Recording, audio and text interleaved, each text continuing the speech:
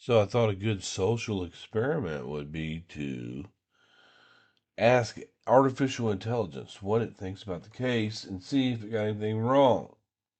So I looked up the reasons Darlie Routier may be innocent, according to a plethora of various individuals. So I'm just going to go through this and see how long it takes me to find something that AI got wrong. I like to do this with new videos on the Darlie Routier case. I look for them all the time, and I'll get under them and timestamp where they're wrong and stuff. It's something I like to do. So I want to try this as a social experiment. We'll try it with AI. Based on appellate filings and reviews of the case, alleged irregularities in Darlie Routier's trial include prosecutorial misconduct. They've never filed for prosecutorial misconduct in this case, but AI mishandled evidence.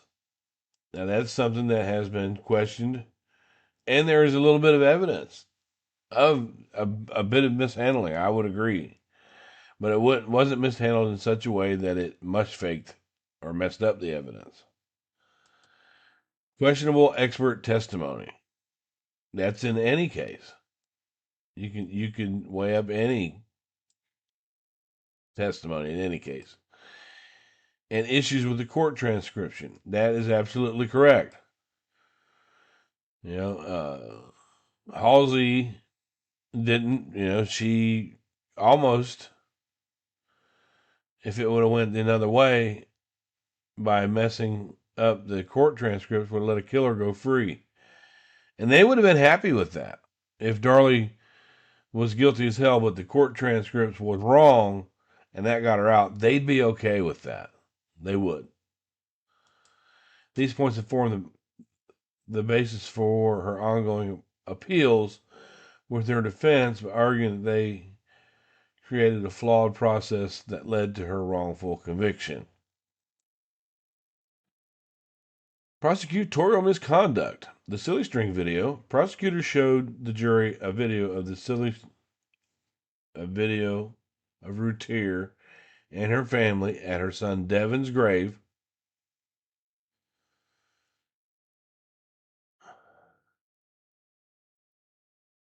Celebrating what would have been his 7th birthday. The video showed them singing happy birthday and spraying silly string. Prosecutors presented this moment of celebration out of context. Well, how do they know it's out of context? To portray Routier as unfeeling, uncaring, in stark contrast to how a grieving mother should act. What they did not tell the jury, here's where AI gets it wrong. What they did not tell the jury was that the video was filmed after a longer, private, and tearful memorial. Now, this is where it's wrong. What they did not tell the jury. That's under prosecutorial misconduct. The defense didn't tell the jury. The defense didn't want to enter that in. Greg Davis said he had no problem with him ever entering that memorial tape in. He said this in open court. Doug Mulder felt like it didn't hold any weight, so he didn't introduce it. This is right after, he played that courtroom theatrics with getting Jimmy Patterson to plead the fifth based on the silly string recording. If you look at that testimony right there, you will see that Greg Davis had no problem with them introducing that. And Doug Mulder chose not to. And the family didn't say, why ain't you showing that tape? Why ain't you showing that tape? She's crying, throwing a fit. Look at her. Years later, we know that Darlie Key has a copy of that tape. She said so years ago. It's in evidence, and she's got a copy of it. Why have they never shown us that? If there is a video of Darlie falling down and upset and crying uncontrollably, then it's only fair that you show it to people so they can make their own decisions on her grieving. You could fix the whole grieving problem where people feel like she wasn't grieving properly. You can fix that whole problem by releasing that tape. But you don't release that tape, just like they don't release the results of Darlie Routier's lie detector test. I really wish Doug Parks would tell us the truth about that. He knows the results. They were inconclusive, according to Darlie. The way she looks down. Inconclusive, I think was the word they used. How fake. How fake. She couldn't, that was just fake. You could tell she's lying in that one. Emotional manipulation of the witnesses. Okay, baby. A recent review of the case highlights that before medical staff testified at trial, police met with them and showed them graphic crime scene photos. Okay. All right. Now, if they did, and they showed them the crime scene photos during a face-to-face with the person that they may have testified on the stand, there's nothing wrong with that because these pictures, I believe, were also showed in court. So they would have known about the event anyway. Showing the pictures, they knew that they were testifying against someone who was accused of killing her two children. Staff who had documented Routier as distraught and crying on the night of the murders later testified that she appeared uncaring. The defense suggests police showed the gruesome photos to the witnesses to manipulate their perception of Darlie Routier before they testified. No, but they may have showed the pictures when they met in Kerrville at the hotel. See, the defense has every right to sit and talk to its client and guide them as to the trial process. The defense does. They'll put you in certain clothes. And Darlie Routier never wore a fucking green button-up dress suit at home. So they will try to tell you, they'll try to dress you. They'll try to tell you how to speak, what to answer, how to answer. Look at Jodi Arias' case. You look at the pictures of her before she went to court. And then after, they had her mimicking her dress with Jennifer Willamette, which was her trial attorney with Kirk Nurmi. But Jennifer Willamette would actually go to thrift stores and buy clothes like she would wear. So Jodi's sitting there with a cute little dress on, dark hair, and glasses with no lenses in them to make her look less intimidating. They can do now the prosecution has the same right. They can talk to you and say, well, this is the evidence that we're going to talk about. This is what happened at the Routier house. They don't have to say this is what she did, but this is what happened. And picture Devin, picture Damon. These people are going to sit in that trial. They have a right to know that evidence. Forensic and investigative issues. Questionable forensic experts. Some of the prosecution's forensic experts lacked the proper certifications for the analysis that they performed, such as microscopic hair and fiber analysis. In one instance, an expert incorrectly testified that a hair found at the crime scene belonged to Darlie, but later DNA testing proved it to belong to a female police officer. Well, no, nobody testified that it was Darlie's. It was presented as it was consistent with Darlie's. It was the state that had the testing done to find out if it was Darlie's. And it wasn't. It was Officer Sarah Jones who got a piece of her hair, got caught in the screen. A piece of her dyed blonde hair. The one that told us that it wasn't Darlie's hair was Charles Lynch. That's slightly incorrect. Contaminated crime scene. The initial police response failed to properly secure the crime scene, and multiple officers walked through the house before the area was cordoned off. This led to potential contamination and mishandling of evidence, including blood samples and fingerprints. Now, I believe that the officers that walked through there was Waddell and Walling. I know that Maine took the pictures, but I know that they have to go in this crime scene. There's no way that they cannot search that house and look for an intruder. They have to. They did secure the crime scene very quickly, and even the chief of police was denied access to the inside of that house. They got it. Officer Walling got it. He got it taped up pretty quick. The crime scene up pretty quick. Yeah, Karen. Now they don't mention Karen Neal running in there. No. Disputed evidence. The bloody sock. A bloody sock was found 75 yards away from the Routier home. The sock contained the DNA of both boys and Darlie. While the prosecution claimed that, you notice it's not telling you where the DNA of Darlie's is found inside the toe of that sock. Skin cells.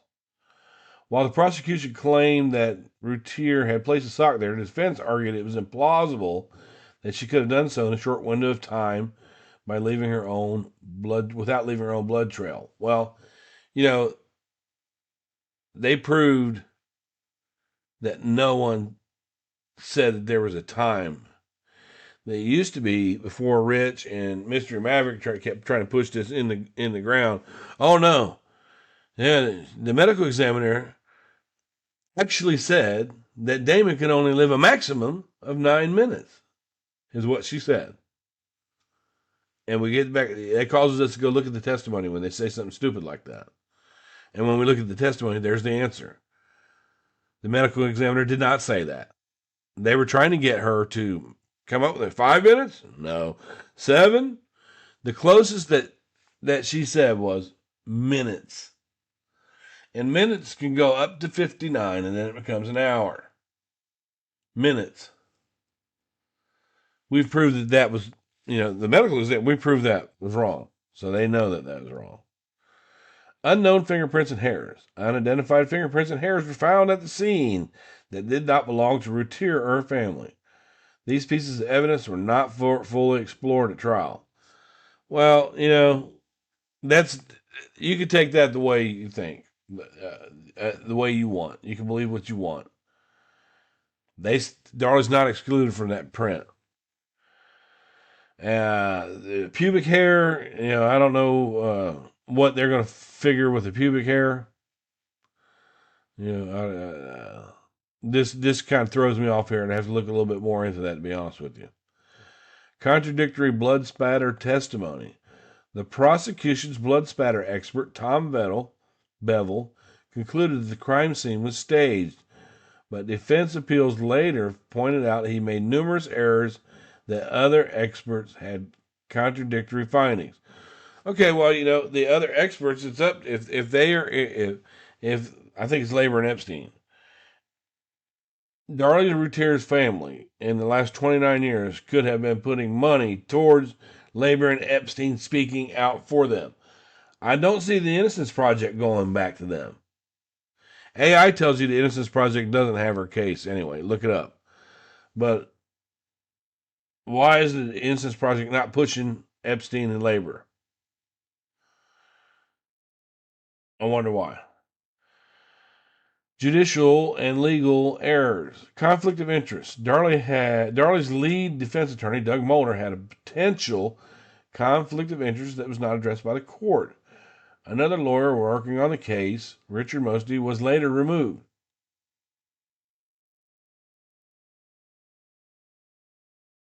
Richard Mosty stayed there to the end of the trial. He's the one that's on the news and said, "Well, I told her early today to prepare for a death penalty."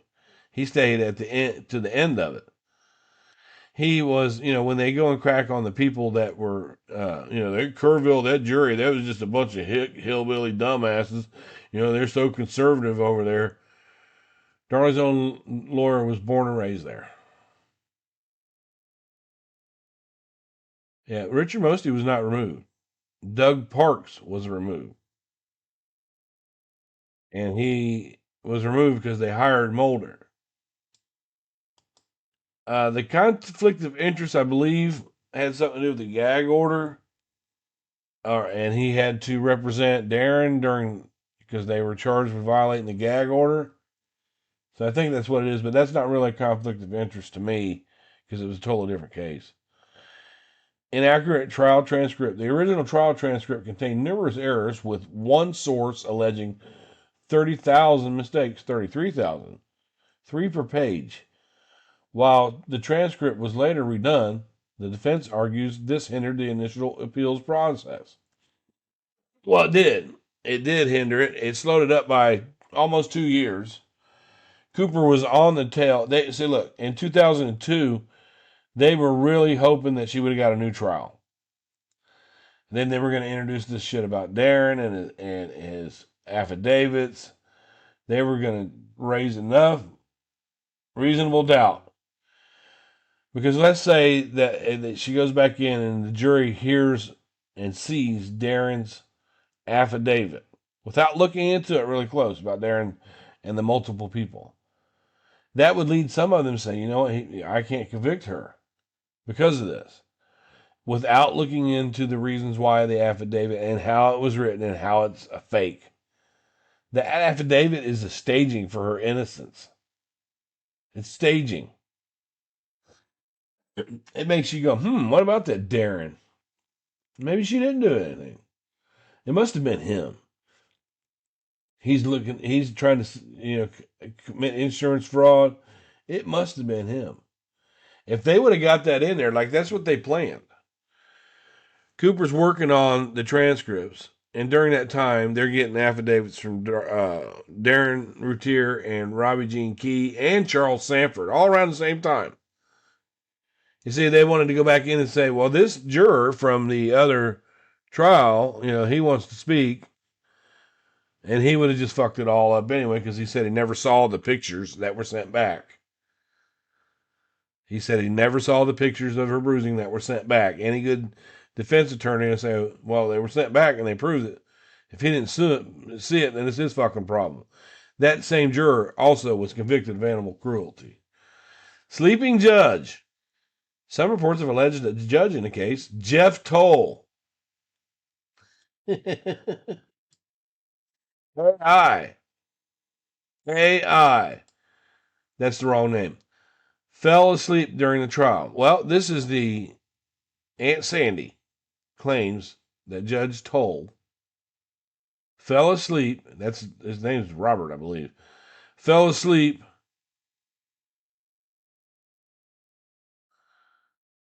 during the trial 17 times. This is the same Aunt Sandy Akins that was chastised in open court for writing notes and running out, taking the notes down of people's testimony and running out and telling the people that to testify later. That was brought up in court right before, during Sherry Moses' testimony, Darlie Keith's sister. Now that was a packed courtroom. You couldn't. It was standing room only. And the only one that saw the judge fall asleep was Darren Routier's aunt. 17 times. And he, like I said, he did chastise her in open court and told her she better watch out with those notes. Read Sherry Moses' testimony. It's really interesting about the notes and how her testimony about the bruises changed. Because Sandy Akins brought out that to them in the hallway that they were talking about these bruises. Check it out. Ongoing appeals in DNA testing. Despite Routier's appeals being previously denied, the issue of trial irregularities and new forensic technology has led to new legal opportunities. Renewed DNA testing. Courts have granted new rounds of DNA testing multiple times, with the most recent rounds beginning in 2018, ongoing as of 2024. This testing includes the bloody sock, and other evidence. Potential impact. The results of the new DNA testing could either support the original verdict or potentially raise new questions about the identity of the perpetrator. The Dallas County DA's office is expected to review the findings once the tests are complete. That's AI.